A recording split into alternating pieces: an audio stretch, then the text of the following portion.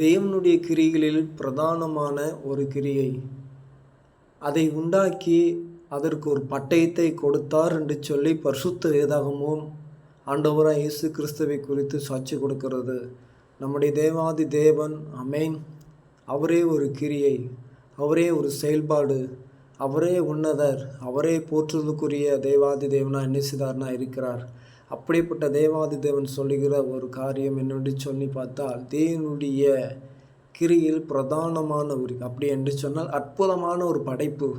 அந்த அற்புதமான படைப்பு என்னென்னு இந்த உலகத்தில் பாருங்கள், இன்றைக்கி மரம் இருக்கலாம், செடி இருக்கலாம், கொடி இருக்கலாம், இன்னும் பொண்ணு இருக்கலாம், வெள்ளி இருக்கலாம், தங்கம் இருக்கலாம், என்ன வேணாலும் இருக்கலாம். ஆனால் ஆண்டவராக இயேசு கிறிஸ்து அதை விட பிரதானமான ஒரு அற்புதமான ஒரு படைப்பு. அந்த படைப்பு என்னென்று சொன்னால் நீங்களும் நாங்களும் தான். ஆமென்.